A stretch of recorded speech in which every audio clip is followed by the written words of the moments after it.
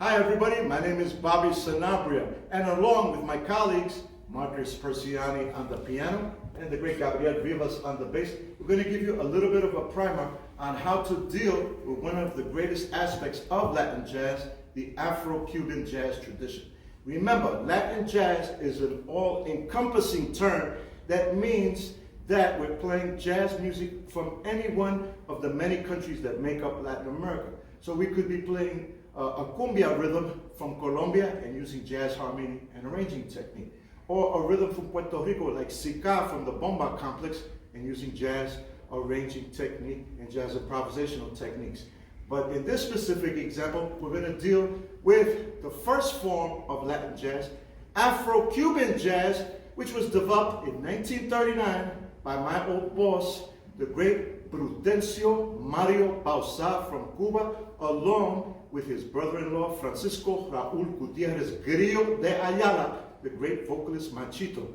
They formed this band, the Machito Afro-Cubans, in 1939, after Mario had spent from 1933 up to 1939 playing with the great orchestras of Noble Sissel, Fletcher Henderson, Chick Webb, and finally Cab Calloway.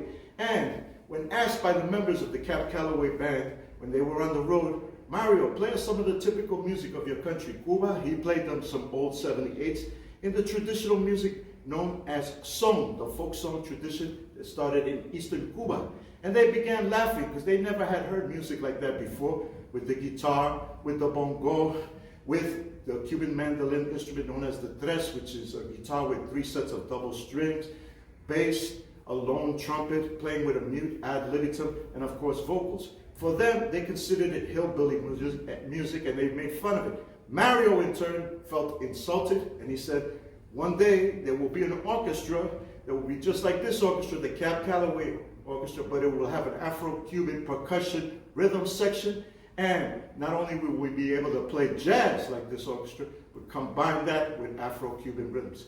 And so in 1939, with Machito, his brother-in-law, they formed this incredible orchestra, the first orchestra to fuse jazz arranging technique and the virtuosity of the jazz soloist with pure unadulterated Afro-Cuban rhythms. You must get into the music of this orchestra because they are ground zero for Afro-Cuban jazz. Not Dizzy Gillespie and Manteca. As Dizzy said, I was inspired by Mario when I was his roommate in the Cab Calloway Orchestra. That's how I became aware of Afro-Cuban rhythms, and later on Dizzy would experiment with the great Cuban conga drummer, Luciano Chano Pozo, and Luciano came to him, wrote this tune, Manteca. Dizzy arranged it along with Walter Gil Fuller, and that's how Dizzy was the first outsider from the realm of Latin musicians to experiment with Afro-Cuban jazz, but he wasn't the first to develop it. It was the Machito Afro-Cubans. So, if you want to get into this music, I suggest you get an album by the Machito Afro-Cubans entitled Kenya, which was recorded in December of 1957, released in 1958, and it features Cannonball Adderley on the alto saxophone, along with others like Curtis Fuller on the trombone, and many other great jazz musicians on that album. That'll give you a good primer or introduction into Afro-Cuban jazz. So let's play for you now a song that Mario Bauzá wrote in 1950. It became the second anthem of the Machito Afro-Cubans. He, along with Bobby Woodland, the great trumpeter, wrote this song entitled Mambo In. It is in the form traditionally of pop music of that time period, A, B, A. There's an A section repeated, a bridge, and then the A section is repeated. We are going to be playing it in 2-3 clave. When I mean 2-3 clave, I mean this structure that most of you hopefully already know. 2 beats or 2 attacks in the first measure, followed by 3 attacks. 1, 2, 3, 4. 1, 2, 3, 4. 1, 2, 3, 4. 1, 2, 3, 4. 2, 3, 4. Now, if we reverse that, 3, 2, we get this. 1, 2, 3, 4. 1, 2, 3, 4. 1, 2, 3, 4. Now, how do we determine what the clave direction of the song is, because the clave isn't added, it's already internally in the melody. Why? Because the rhythms of the melody determine the clave direction. Remember, the rhythms of the melody, the rhythmic content determines the direction of the clave. So the melody of Mambo in is ba ba ba ba ba ba ba da ba ba ba ba. If I were to tap this, ba ba ba ba ba ba ba da ba ba ba ba. Well, I can do it physically, but it sounds uncomfortable. So I tap 3-2 against the melody. Now listen to the melody with the proper clave. Tap it. 1, 2, 3, 4. Ba ba ba ba ba ba ba da ba ba ba ba ba ba ba ba ba ba we ba ba ba ba ba. Notice how it fits like a lock and key. So the clave ensures what? The rhythmic integrity of everything that is being played. If you play crossed, as we would say, or cruzado, the wrong clave direction, that means all the rhythms that I'm playing on the drum set, the piano, the bass, then what do you create? Rhythmic chaos, and the groove is killed. But in clave, what? If you play in clave, what does it do? It maximizes the rhythmic internal energy already found in the melody. All of that kinetic energy is enhanced. So, in clave, you're in the groove, maintaining the integrity of the clave, energizing the music. Out of the clave, you're out of the groove. And as the great late Jaco Pastorius, one of my friends and colleagues, used to say, the worst thing in life is to be a groove killer. Let's play the music, and then I'll talk about what's happening internally in what we play to make the music swing so hard. Now remember, I'm just playing in a trio format now. Myself on the drums, Marcus on the piano, Gabriel on the bass. So what I do on the drum set is determined by that, because I'm going to be playing a little bit differently. I'm going to be imitating parts that the conga drums would play with my left hand. So when I play with a conga drummer, I would play a little bit differently.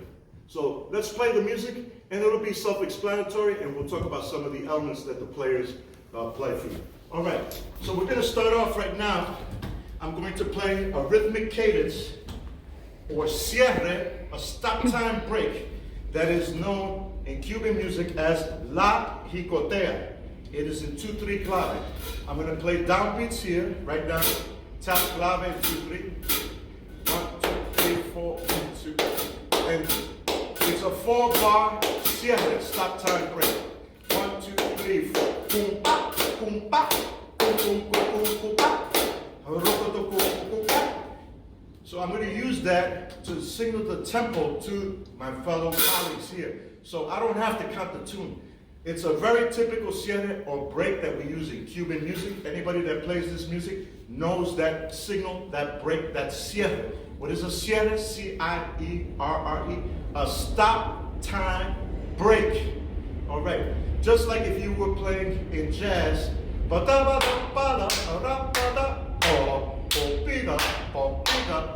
So peanuts, right away the musicians, once you start the phrase, would know to answer you with ba-pina, ba-pina. Now that you heard that, what's the clave of saw peanuts?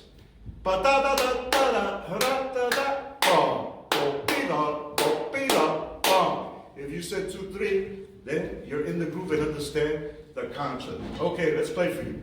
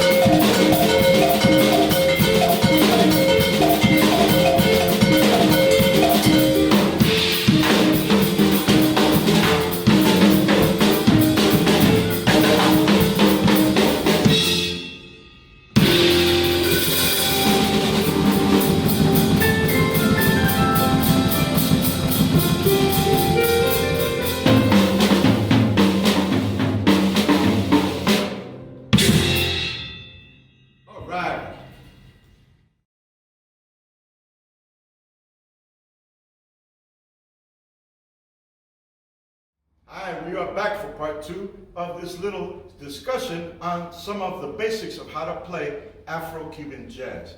Now, from the title of the tune, you already know that it's called Mambo in. So that is the approach we took. But I added, from the drumistic standpoint, some modern elements. For example, if I were just playing completely straight ahead mambo, I'd be playing like this in 2-3 clave. 1, 2, 1, 2, 3, 4.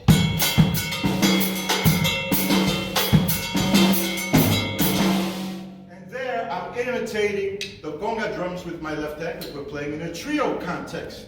But remember, if there is a conga drum, or excuse me, conga drummer playing, it is your job to stay out of the way of he or she. Don't be playing that because we have a conga drummer doing that. They would be playing like this. 1, 2, 3, 4.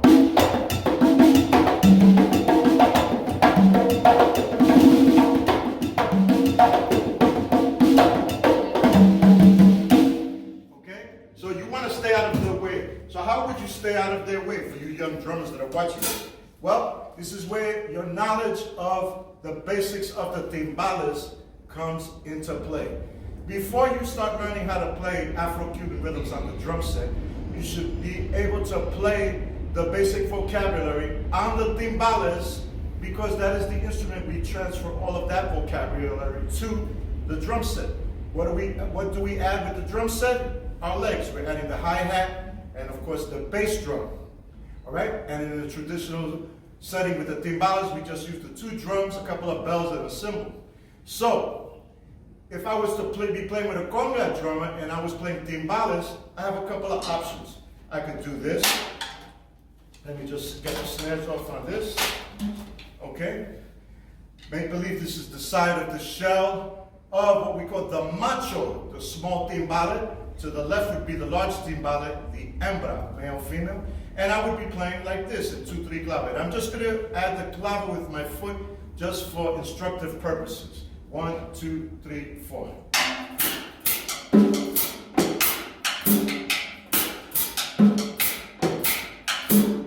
Or I could play like this.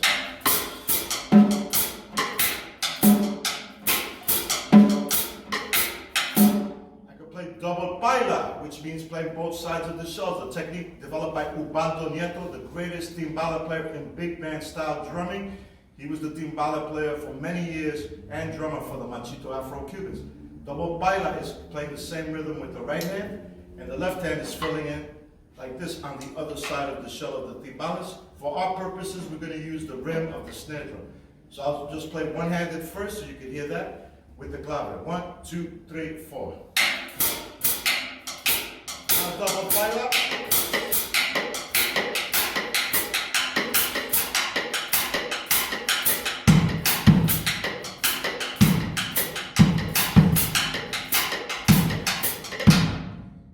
I added the bass drum there. That would be something I could do if there was a conga player next to me. I'd add the bass drum like that. Doesn't get in the way of the bass player. Many of you would do this.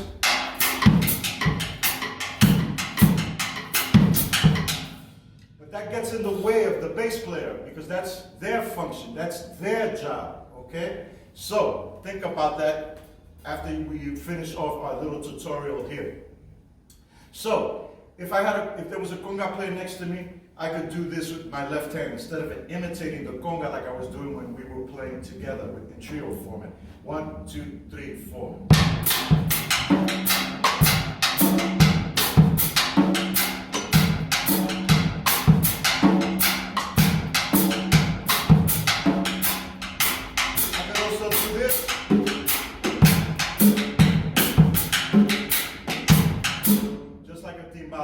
These 3 fingers striking the edge of the drum, and it fits right with the bass player, locks in with the conga player.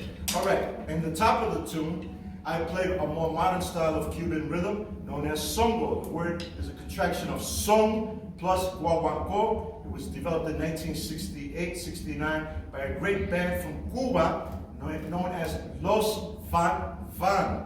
And who developed the style? Juan Formel, the bass player in the band. Many of you think, especially the drummers, that Jose Luis Quintana the drummer in the band, developed, but no, there was a drummer before him, Blas Equez, who played the early forms of songo rhythms. Changuito added his style later on, but the style in and of itself was developed by Juan Formel, the late great Juan Formel, the great bass player. He was a big fan of the songwriting of the Beatles. He loved funk and R&B as well. And he combined song, the folk song tradition of Eastern Cuba, the foundation of what we call salsa, with guaguancó, one of the rhythms of the rumba complex from La Habana. All right, now let's, you saw me going to the cymbal as well, another technique that we use. So as a drummer, you're judged by the choices that you make. So you have to be kind of an instantaneous arranger, not only on the gig, but in any context that you play in. Depending on your knowledge, your experience, and of course your flavor, your taste, it will separate you from the men, from the boys, the women, from the girls. So you can re-roll this back and see some of the things that I was doing on the cymbal, the ride patterns, etc. When I was playing the cascara here. And during the bridge of Marcus's solo, I started to play, imitate rumba guaguancó in the Havana style.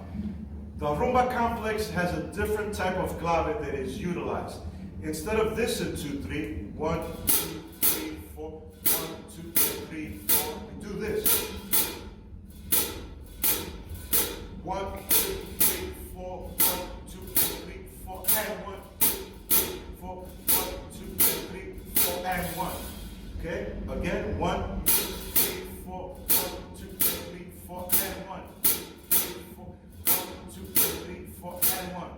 So instead of hitting 1, 2, 3, 4, we hit 1, 2, 3, 4, and. Okay? Now, just so that you know, in the clave of son, which is the standard clave that we use in Mambo-oriented music, there is one note that is stressed slightly. It is known as the Ponche. It is the last note of the three side of the clave. 1, 2, 3, 4, 1, 2, 3, 4, 1, 2, 3, 4, 1, 2, 3. And I was doing that in my left hand occasionally, imitating the conga drum, for example. 1, 2, 1, 2, 3, 4.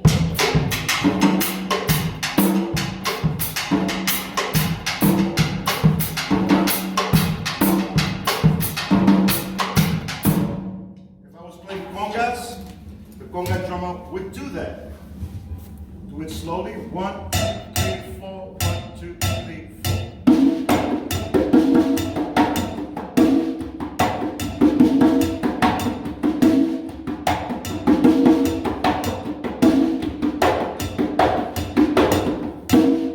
Okay? So it's an example of some of the subtleties that you find and hear in the music. So that one note outlines the three sides of the clave. In son clave. What is the son clave called? The three side of the son clave? It is called the tresillo. Tresillo. 1, 2, 3, 4. 1, 2, 3, 5. 3 notes. What is that note called? The last note on the three side. 1, 2, 3, 4. 1, 2, 3, 5. It's known as the ponche. Ponche. In the rumba clave, the accent is a little bit different. It's on the middle note of the three side of the clave. 1, 2, 3, 4, 1, 2, 3, 4, and 1, 2, 3, 4, 1, 2, 3, 4, and 1, 2, 3, 4, 1, 2, 3, 4. And I was playing the melody of Havana style guaguancó during Marcus' bridge of his solo.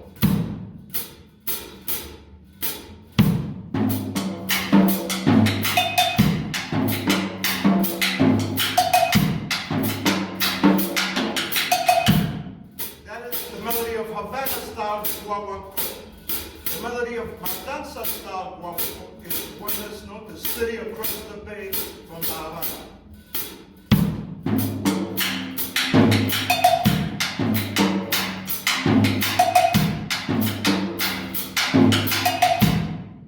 Notice too, you can't see, but I have my forefinger on the side of the shaft of the stick so that I can accent and keep a dry sound on the side of the shell of the floor top, just like if I was playing the side of the shell of the timbales.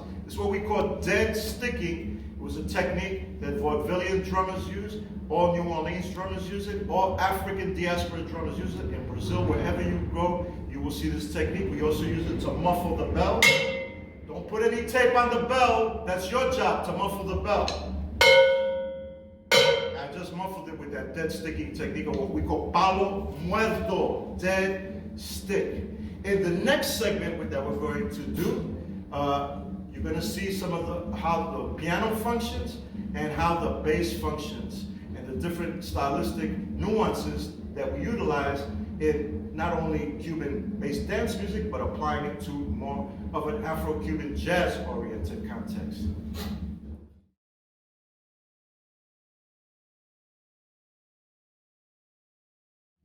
Hi everybody, I'm back. This is our third part, and this little primer on how to play in an Afro-Cuban jazz context. Now, when I say Afro-Cuban jazz, I mean that we're utilizing jazz harmony and arranging technique with Afro-Cuban rhythms. But the rhythmic structures, etc., all come from the dance music traditions, particularly what we call salsa today, which is urbanized Cuban song, the folk song tradition of Eastern Cuba, the way we play the New York community, the Puerto Rican community of New York City, and on the island, the way we play the music today. We have our great pianist here, Marcus Persiani. We were bandmates with the great Mario Bauza for about almost 10 years, so we traveled the world with the father of Afro-Cuban jazz, so we're very fortunate. Now Marcus is great because he knows the traditions of the son, the rumba, etc., and knows how to apply them in a modern jazz context with jazz harmony and arranging technique. So let's listen to Marcus playing in what we would call a montuno. What is a montuno? M-O-N-T-U-N-O. Montuno is a series of chords that we play in a vamp to improvise over, okay? In jazz, we improvise over the form of the tune. In Cuban music, when we're playing in a dance music context, many times we improvise over montunos. And what he's going to do first is play 1-4-5 in C major, in 2-3 clave. Notice how he arpeggiates the chords in clave. The arpeggiation of the chords is known as guajeo, G-U-A-J-E-O. So what is guajeo?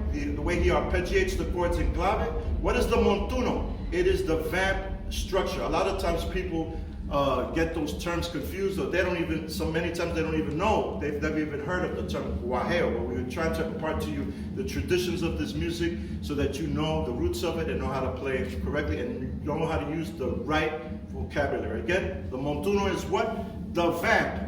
The chord structure of the vamp. The guajeo, G-U-A-J-E-O, is how the player on the piano, on the guitar, on the Cuban tres, the mandolin instrument of Cuba, 3 sets of double strings, or the Puerto Rican cuatro, 5 sets of double strings, the mandolin instrument of Puerto Rico, how they would play and arpeggiate the chords. So let's listen to Marcus playing in 1-4-5 and 2-3 clave. I'll do one sequence of clave and then he'll come in. 1, 2, 1, 2, 3, 4.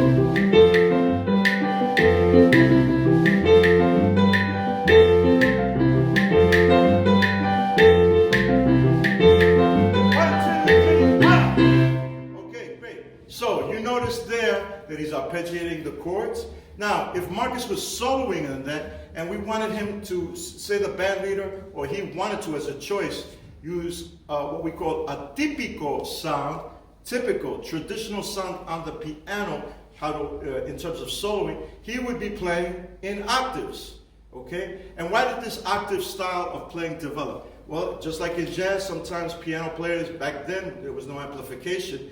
They couldn't hear themselves, and playing in octaves, whether in 2 octaves, 4 octaves, or even just 3 octaves, you would be able to hear yourself. The father of this type of piano playing, somebody that you all need to know who it is, Lili, L-I-L-I, Martinez, M-A-R-T-I-N-E-Z, Martinez. He was the piano player for somebody you all need to know, Arsenio, like in Arsenio Hall, Rodriguez, R-O-D-R-I-G-U-E-Z. Arsenio Rodriguez, he was a blind man from Matanzas, Cuba, the city across the bay, black man of Bantu Congolese descent. And the Bantu Congolese people are the people that gave us the root of the conga drum from West Central Africa. And Arsenio was a virtuoso of the tres, that mandolin-like guitar that I talked about before, but he also knew the secrets of Bantu Congolese drumming as well, and he applied them to his tres playing. He had the first Cuban conjunto in the 1930s. What is a conjunto? C-O-N-J-U-N-T-O. 2 trumpets, the tres, a lead voice playing the claves, a segunda voz, background singer playing the maracas and or guiro, a bass player, and a bongo player. And to this, he was the first to add the conga drum to the dance band format. And before, when it was just a lone trumpet playing with a straight mute, he added 2 trumpets, and one would be playing hakaret figures in the montuno, what we later became known as Mambo figures, the Bantu Congolese word Mambo, which means a song or chant that repeats over again, while somebody else on the other trumpet would be soloing. So Arsenio's responsible for a lot, okay? So Lili Martinez was his first piano player. He was the first person to play on the piano like this, imitating the vocabulary of the tres. So every piano player today, whether they play in an Afro-Cuban jazz context or in a salsa context, has something of Lili Martinez in them. There's a few video clips of him playing on YouTube, check him out, but there are many recordings where he plays with Arsenio Rodriguez. And Lili was very interesting in his harmonic concept. He used a lot of the harmonies that Chopin was very, very known for. He used to laugh when they used to ask him, Lili, ¿cómo tú sacas esa idea harmónica? Where do you get those harmonic ideas? He goes, I stole it all from Chopin. So let's listen to Marcus. He's going to play a little bit of Guajeo in 1-4-5 in C. And then he's going to start soloing, but in octaves, in what we call the typical traditional style. And then from there, when I give him the signal, he's going to add his own harmonic vocabulary from modern jazz. 1, 2, and we're going to add the bass player to give him a little bit of support, the great Gabriel Vivas. I'm going to cue him on the Ponche. He's going to come in on the Ponche. Marcus will start first. 1, 2, 1, 2, 3, 4.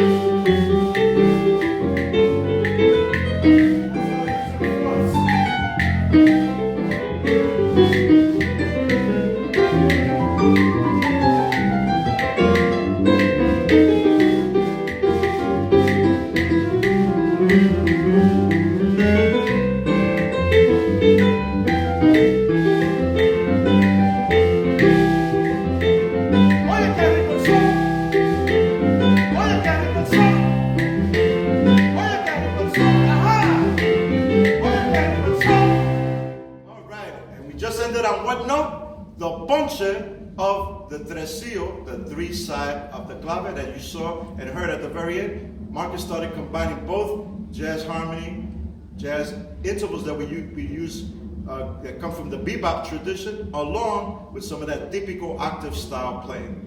In the next segment, we're going to talk about the role of the bass to give you some basic pointers on how to perform this style of music.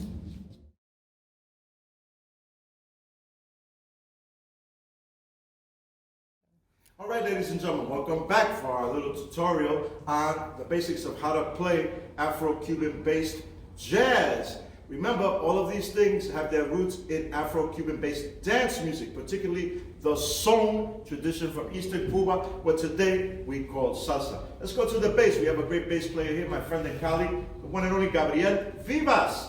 All right, now many of you who have a little bit of experience on the bass playing this music, well, it doesn't matter whether you play the electric or the acoustic. What matters is that you're playing in clave and playing for the groove, and we want to be subservient to the groove. Why? Because we're playing for the audience, who hopefully will be grooving as well, and also dancing. Remember, this is dance music. Even when we play in a jazz-oriented context, music is so exciting and inviting because of these grooves and this style of music in all of its various genres. All right, so one of the basic patterns that we use on the bass is related to a word that's very important that you know, tumbao, T-U-M-B-A-O, tumbao. It comes from the Spanish word tumbal, to knock off or out, okay? Also, tumba refers to the lowest conga drum, the tumbadora. It's a short form of saying that. All right, it also refers to, in a metaphoric way, the way a person is, okay? Since the tumbaos are repetitive rhythms played by the piano, played by the bass, the guitar, the cuatro, the tres, etc. Well, people have their own tumbaos. For an example, Marcus has his own tumbao, the way he is in his being. And Gabriel has his own tumbao. I have my own tumbao. And when you go veer from that way of being, somebody might say, "Well, ¿qué es lo que le pasa a Marcus hoy en día? Está fuera del tumbao."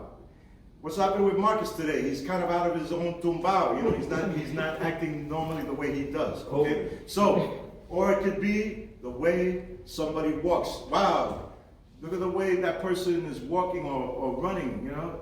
Check out the tumbao, the cadence, the rhythmic cadence, the repetitive rhythmic cadence. So this really comes into play with the piano and bass, and especially the conga drums. They have to lock in together with their repetitive tumbaos.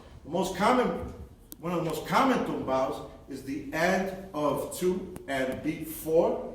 And we do that every bar following the harmony that's stated. Now, when we do this, it has to be melodically in clave, all right? So, what does that mean? Well, in the case of the bass, on the 2 side of the clave, the bass goes up melodically. On the 3 side of the clave, of the son clave, the tresillo, the bass goes down melodically.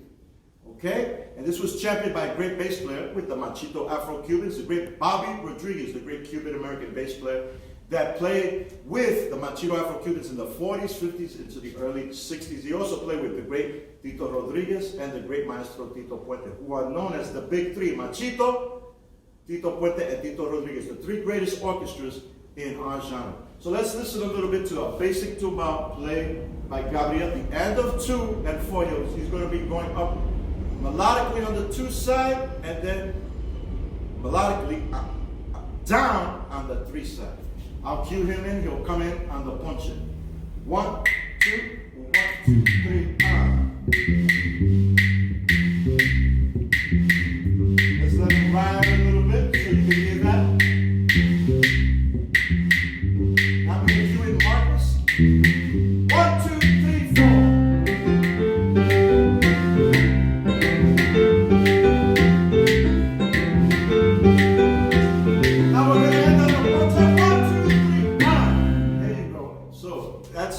Basic tumbao, all right? Now, just to be able to maintain that for long periods of time, sometimes the bass players will do fills, etc., etc. Let's give you a little example of that he's going to start off, and then he's going to do some filling in little by little to give his hand a break, and also just to add a little bit of melodic variance to the tumbao. Again, here we go. He's going to come in on the ponche, the last note of the three sides of the clave. 1, 2, 1, 2, 3.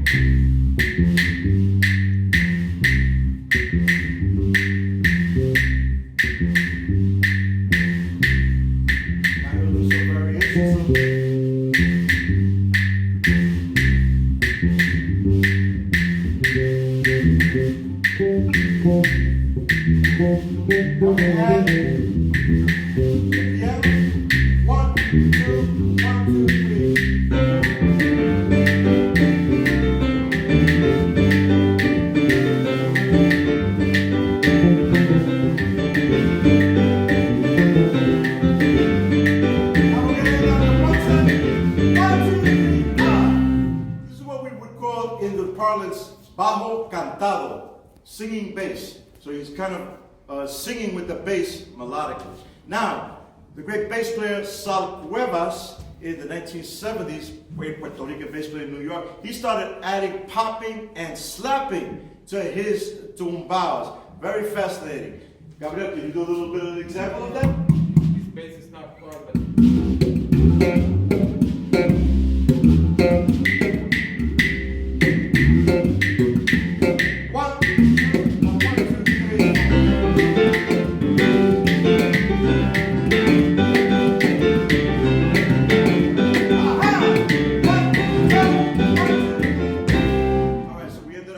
So, you got three examples of that. The basic traditional type of tumbao, more bajo cantado, the tumbao with more melodic elements, and popping and slapping that was added by who? Sal Cuevas, the great Puerto Rican bass player in the 1970s. Before him, there was an antecedent because nothing is born in a vacuum. The great Victor Venegas, Mexican-American from Chicago, he started slapping on the acoustic bass, but Sal really started popping and slapping on the electric bass from him listening to Larry Graham with Sly and the Family Stone. But remember, all of these things must be applied with flavor, sabor, taste. Okay? Taste. Very, very, very important. So, now, on the next segment, we're going to close off by playing something in a different type of clave, in 3/2 clave.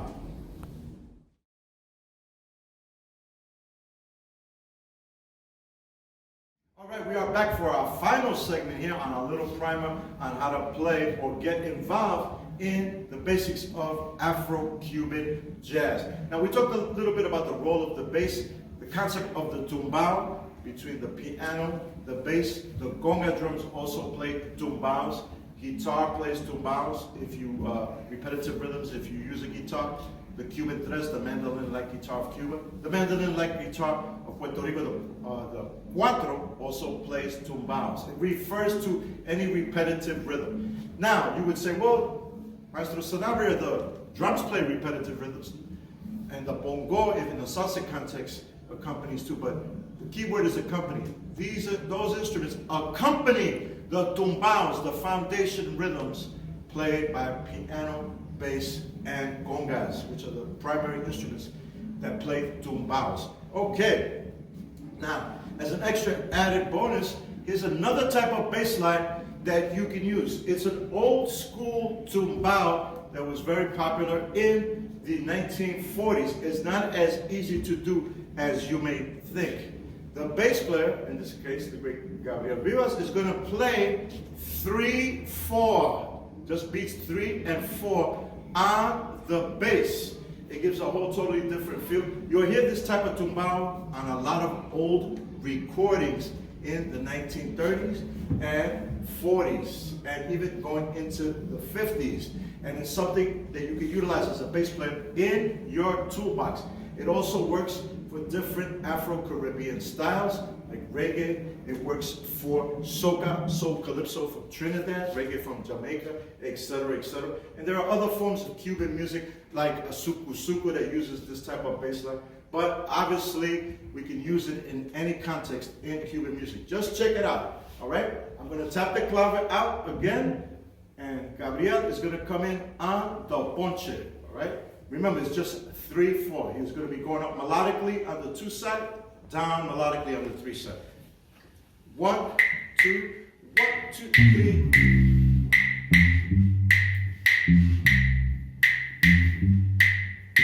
Now Mark is gonna play a different feel, 1, 4, 5 on the piano to match the bass. 1, 2, 3, 4.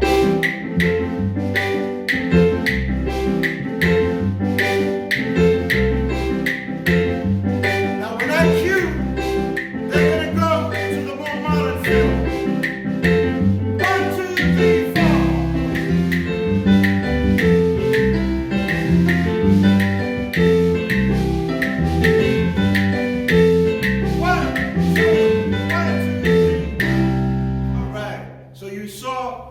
How we were still in the same tempo, but it was like putting the car into a higher gear, okay? So those are some simple basic techniques that you can utilize. Remember, this clave consciousness is what you need to develop as a player. Most jazz players, particularly horn players, just play bebop lines when they're playing in an Afro-Cuban jazz context. What they should be doing is not only playing bebop lines as that vocabulary, okay, that was developed by Charlie Parker and Maestro Dizzy Gillespie in the 40s, but also the rhythmic vocabulary of clave. And who are some players to listen to in terms of horn players that you can copy that from or start being influenced by them? Well, in terms of traditional style of Cuban trumpet, the great Alfredo Chocolate Armenteros, he played in the 1970s with the great Eddie Palmieri. You can get an album called Superimposition, where he solos beautifully with his typical trumpet style. He's not a jazz player at all. He's coming straight from the traditional Cuban style of playing. And you can also listen to the great Roberto Rodriguez from Camagüey, Cuba, who played with Ray Barretto's Conjunto.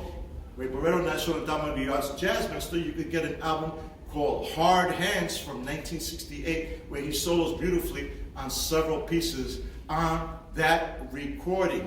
In terms of sax players, you can listen to the great Paquito de Rivera, who is obviously a jazz player. He knows the vocabulary, the harmonic vocabulary of bebop, but he also applies his own Cuban clave-driven rhythmic vocabulary that he learned growing up in the heart of La Habana by listening to the son tradition and the rumba tradition. Another player to look out for that is no longer with us is the great Dominican saxophone player, Mario Rivera, who played for many years with the orchestra of Maestro Tito Puente. You can get various recordings from the 1980s of Maestro Mario Rivera playing with Tito Puente's Latin Jazz Ensemble. He's the tenor soloist on those recordings, and he combines beautifully bebop harmonic vocabulary with clave-driven rhythmic vocabulary. It's what separates the men from the boys, the women from the girls.